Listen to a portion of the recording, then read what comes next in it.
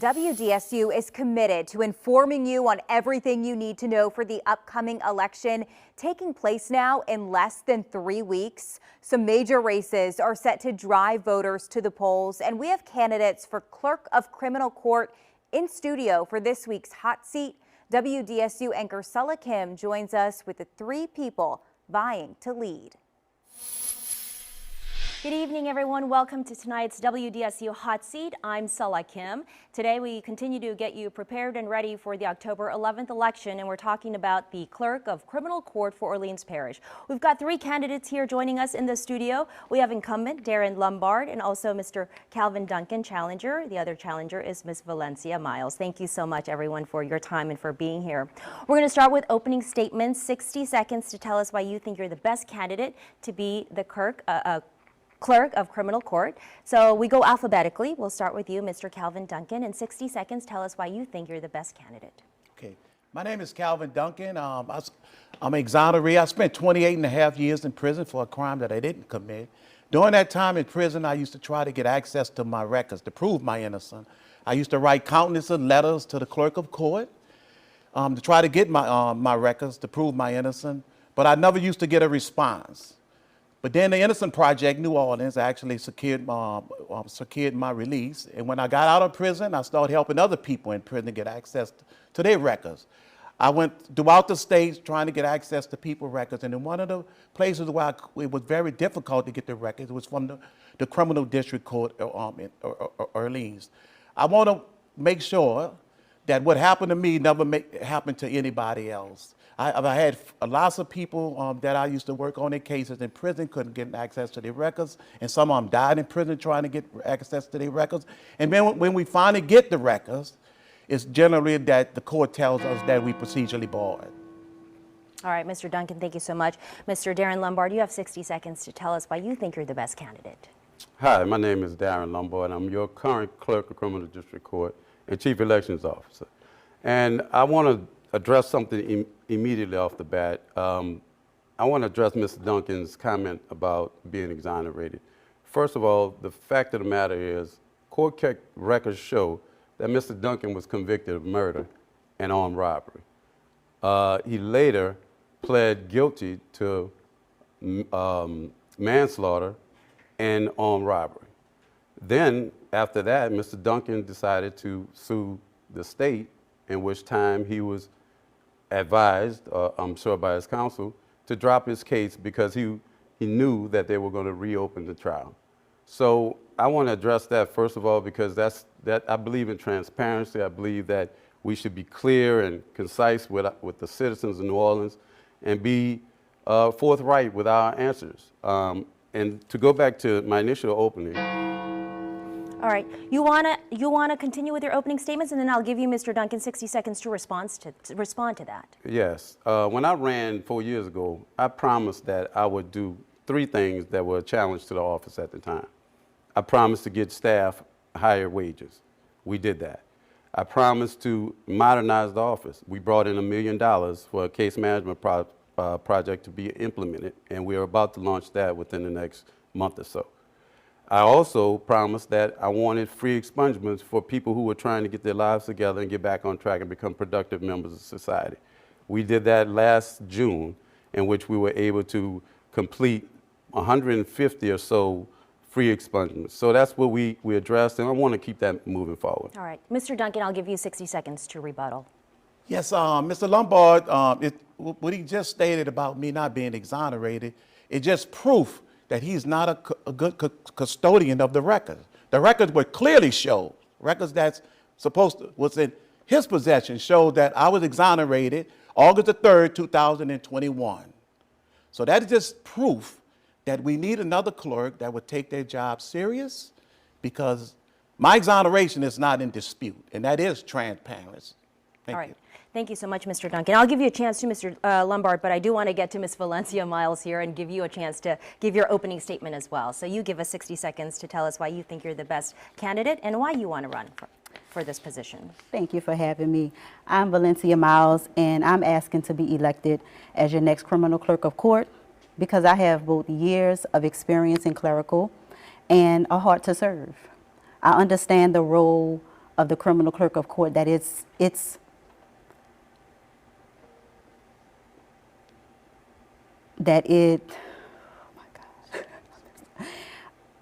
I'm sorry. I understand that the critical role of this office is in keeping criminal records running smoothly. It's also a personal mission for me. December of 2024, tragically, I lost my 16-year-old son to gun violence.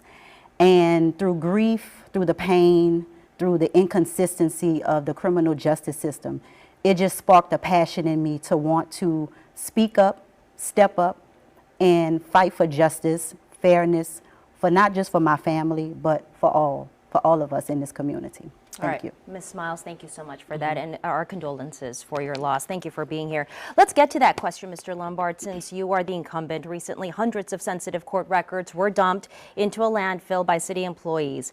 Please explain to us how this could have happened under your watch, what you believe went wrong, and what specific steps you will take to ensure that this never happens again. 60 seconds. So by us being a state agency, we are mandated by the city to be funded through that mechanism.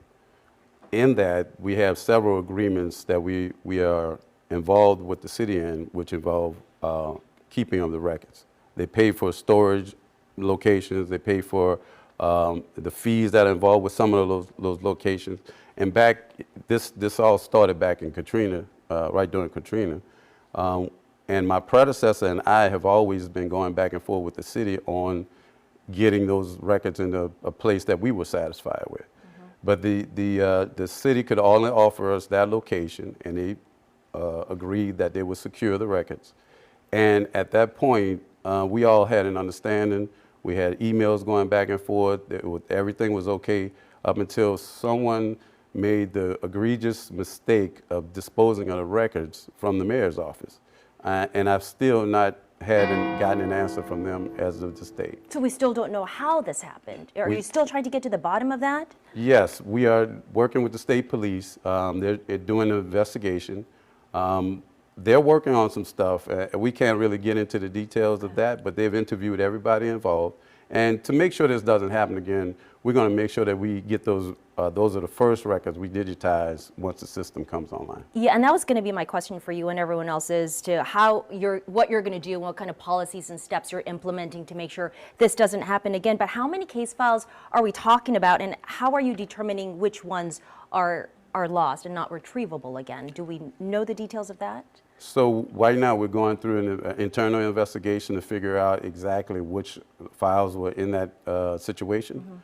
Most of them are very old files, although we keep the files permanently for purposes of future adjudication. So we're going to put steps in place. Immediately once the system comes online, we're going to take the remaining files and digitize those. We're going to take the files that were damaged that we were able to recover and have those restored through some private companies. And then we're going to assess exactly which files were missing. Okay, thank you so much for that. Mr. Duncan, what is your response to what happened when these documents were dumped, and what is your plan specifically? What do you hope to implement to make sure something like this doesn't happen again and these documents are never again tossed out? So what I would do to make sure that this never happened again, first I would modernize the office. I would digitize all of the records. Throughout this state, all of the clerk of court has digitized their records. Even a civil district court in New Orleans have their records digitized. The problem in not having them digitized is that this is a flooded area, hurricanes. Before Katrina, they wasn't digitized. And after Katrina, they wasn't digitized. Now we see that they're being dumped in a landfill.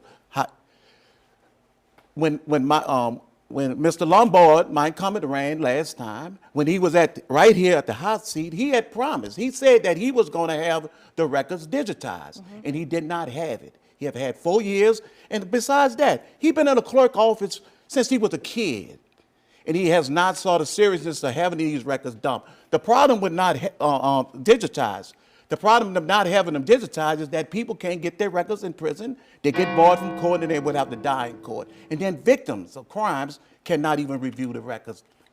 Yeah, Mr. Lombard, I know you want to respond to that. Where do I begin? It's clear that Mr. Duncan does not understand how things work.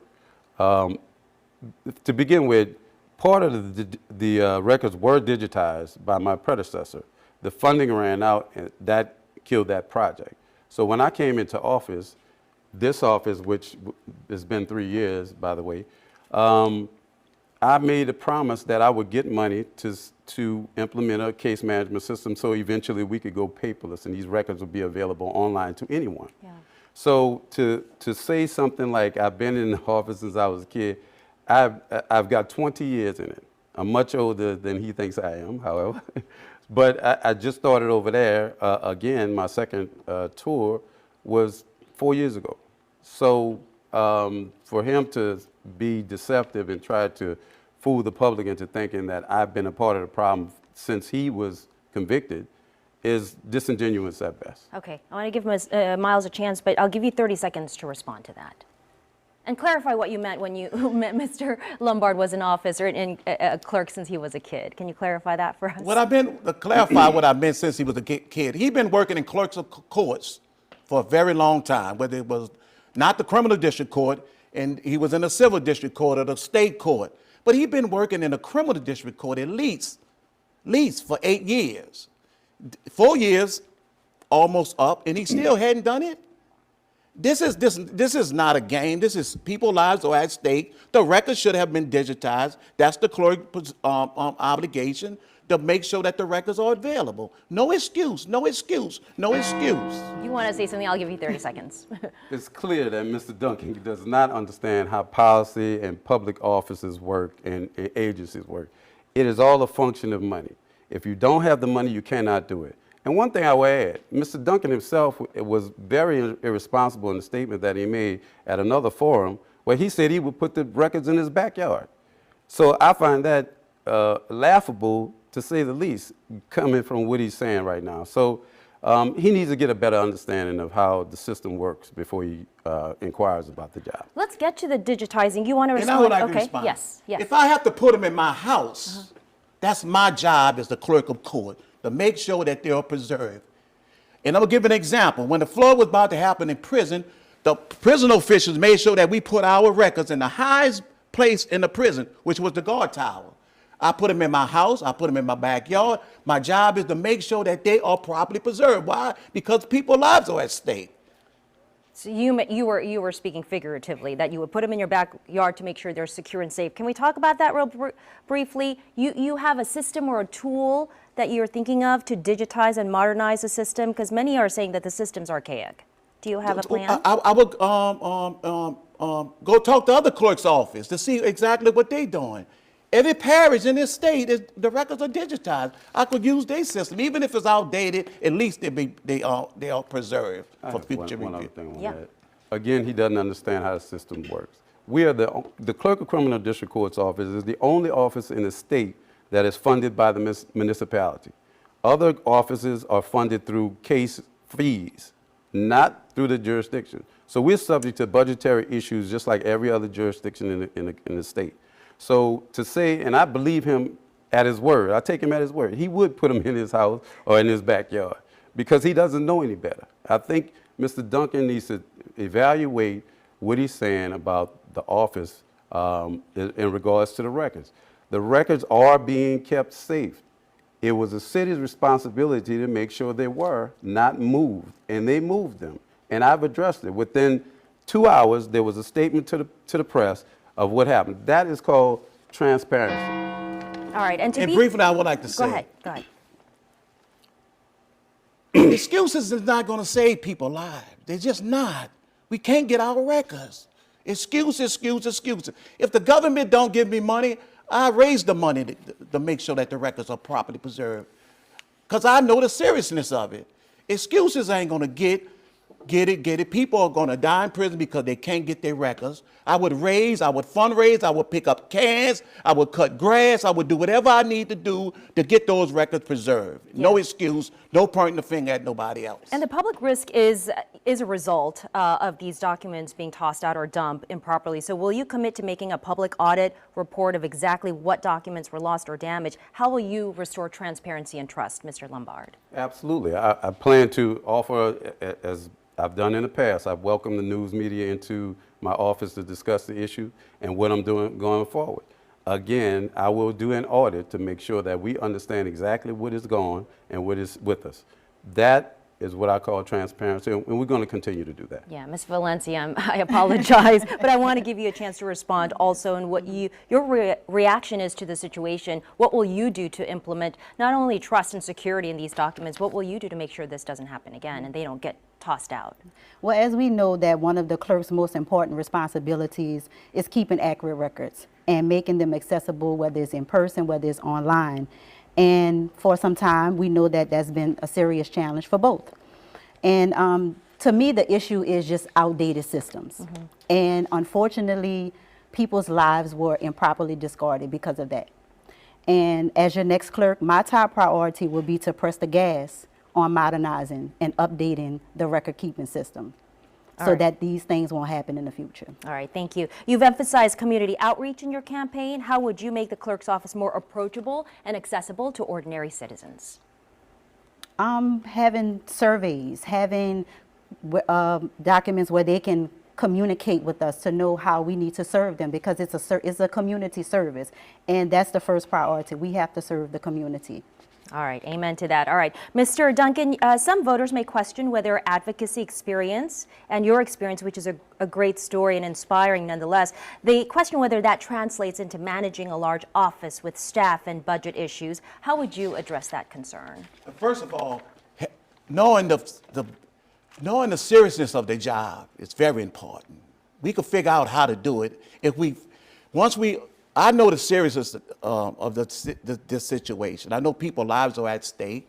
One of the things I would immediately do, I know I can't do it all on my own. I would get people to help. The people that work in the clerk office would be willing to help as well. But knowing the seriousness of it, and I've managed hundreds, thousands of cases when I was in prison working on those cases. I have never missed a deadline. I have tried to get records after records after records. And once we get those records, we make sure that they're properly preserved, even in prison. And I did that for years and years and years. And when I got out of prison, I continue to do the same thing. So although I wasn't a clerk of court, and soon I will be, but the part that what makes me qualified is that I know the value, I know the significance of them. And when I saw them in the landfill, it broke my heart. All right, thank you so much, Mr. Duncan. We're running out of time, but I do want to get this question real quickly, so I'll give you 30 seconds. How will you plan to work with Secretary of State to make sure our elections are safe and fair? Secure. Let's talk security. I'll give you 30 seconds, Ms. Miles. We'll start with you.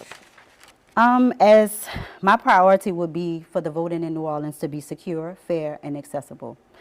It's to strengthen the training and the accountability of the poll workers and ensure polling places are fully staffed and equipped. All right, thank you. Mr. Lombard? So it's not a plan. It's what we actually have done and are continually doing. We are ranked number 3 in the nation as far as election integrity is concerned. So we plan on maintaining that and improving on it. We train constantly. We make sure that all the staff is trained to the best of their abilities. We make sure that every polling place has an adequate number of election workers. We make sure that the machines are delivered properly. We make sure everything comes back and we tabulate properly. We've never had an issue as far as election integrity is concerned, and we plan to keep it that way. Mr. Duncan, 30 seconds. First, I make an assessment of exactly how it worked, because transparency does not exist. We don't know how the election is being carried out at the clerk of court. Second of all, I would make sure that we have enough poll workers. I learned that the other day we are so short, 300 short. The third thing, I would go and educate the public, educate people what's actually happened. And fourth, I would make sure that the voting machines and the records are properly secured so that they too won't wind up in a landfill. All right, 15 seconds, Mr. Lombard, 15 seconds. So to answer to address his transparency, I have an open door policy. I've offered it to elected officials who've come through. I've opened it to the the everyday citizen. Everyone is we're allowing anyone who wants to come in, as long as you don't disturb the process, to observe and watch exactly what's going on. So transparency has always been a part of how we do things. All right, I want to give you a quick moment to make your closing statements. We're running out of time. We'll start with you, Ms. Miles. All right, I'm asking to be elected as your next criminal clerk of court. For me, this is more than just a campaign, it's a mission. My years of experience, my compassion for people, and my purpose. It has prepared me to serve with integrity and determination.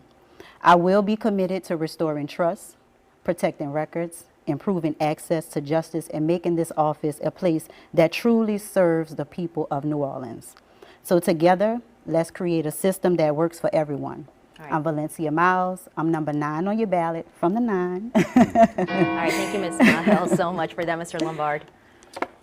I want to say that my record speaks for itself. And I invite all of the citizens of New Orleans to check out our records, all of us. I'm the only one with any experience when it comes to running the clerk's office and running elections. We will continue to make sure that the voters enjoy the same level of voter integrity that they've always enjoyed. The other issue is that I want the voters to know that it's not about a personal agenda or selling a book. I am the clerk of criminal district court, and I've had a good record, and I'm going to maintain that. All right, thank you so much, Mr. Duncan. My name is Calvin. I'm Duncan. I'm running for the clerk because I've been preparing for this all my life. Once I got out of prison, I pursued my undergrad at Tulane University in paralegal studies. Then I went to law school because I wanted to make myself qualified for this position. I know the seriousness of the clerk court office, and I would take it serious. My record speaks for itself. I have helped the public. I have helped people get access to the courts for many years. And although, You want to finish your thought? yes, I've been preparing for this all my life, really. And I know the seriousness of it. I know people are going to die in prison because their records is in the landfill. I know that voting is one of the most important things in our democratic process, and we should take it serious, and I'm the person to make that happen. My name is Calvin, and I'm number 7 on the ballot. All right, thank you so much, Mr. Calvin, Mr. Lombard, and Ms. Miles. Thank you for your time. Election day is October 11th, and the latest on this hot seat debate will be on WDSU.com. And despite the fact Mr. Duncan didn't defend himself during the hot seat debate, according to exonerationregistry.org, he was exonerated in 2021. Stay with us, everyone. We'll be right back with a